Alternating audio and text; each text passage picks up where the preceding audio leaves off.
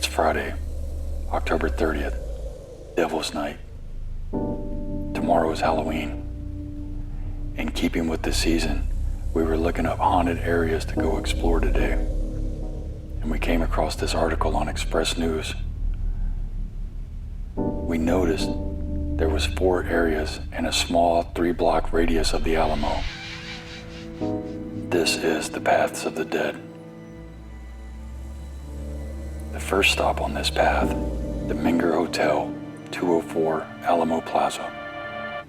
The Menger Hotel, once known as the finest hotel west of the Mississippi, sits next to the Alamo and is considered one of the most haunted hotels in Texas.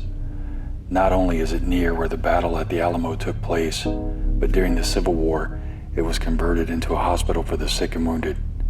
It has also seen devastating fires, murders, suicides, and even housed Teddy Roosevelt's Rough Riders recruitment. Employees and guests have reported dozens of ghost sightings at the hotel. Some experts say that there are as many as 45 ghosts in the hotel. Some say Roosevelt's ghost still hangs out at the bar. Among the better-known spirits are Sally White, an 1870s chambermaid who was shot by her husband because he believed she was cheating on him. Employees have seen a black woman believed to be Sally, in a uniform with an apron, a bandana wrapped around her hair, and with her arms stretched out and full of fresh towels.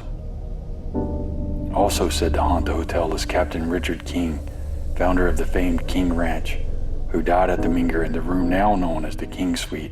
A ghost dressed in a bolo tie and a black hat, said to be King, has been spotted several times. The elevator in the original building is said to regularly stop on the 3rd floor where the King Suite is located, without ever being punched. The Alamo, 300 Alamo Plaza. The Alamo is said to be the most haunted spot in San Antonio, if not in all of Texas. But what else can be expected from a historic landmark with a mass grave underneath?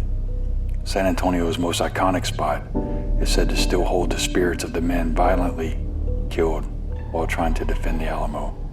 More than 180 died. Guests have reported hearing moans inside the building, and even nearby hotels are said to have the spirits walking around and emerging from walls.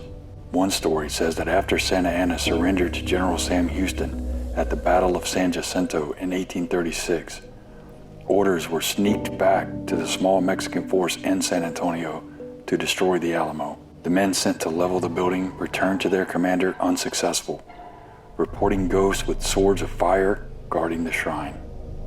The Emily Morgan Hotel, 705 East Houston Street. Known as the 3rd most haunted hotel in the world, the Emily Morgan is another hotel that sits adjacent to the Alamo. Before it became a hotel in 1994, the building was a medical arts building in the early 1900s, with the basement housing a morgue. The most haunted areas are considered to be the basement, 7th, 9th, and 14th floors, which is actually the 13th floor, but was changed to avoid the bad luck associated with the number 13. The 14th floor used to hold the psychiatric ward, surgery level, waiting area, and morgue. Guests have reported feeling cooling sensations, the lingering heavy scent of medicine, and some have even said they have opened the doors to the hallway to find a scene from a hospital.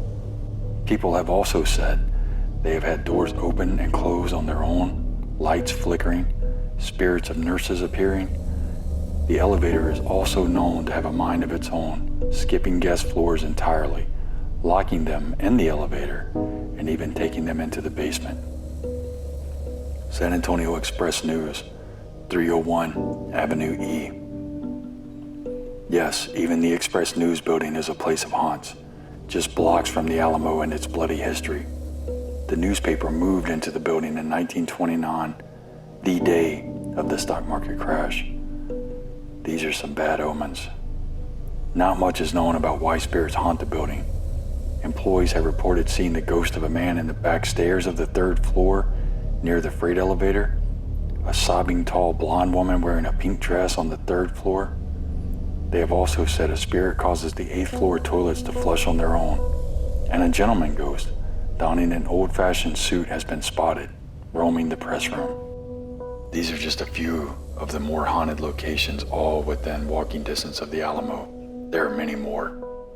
Surely a place with such a bloody, violent history is subject to nightmares and speculation. Have you ever had any experiences with any of the ghosts I've mentioned here today? What about where you live? Thanks for watching. Happy Halloween.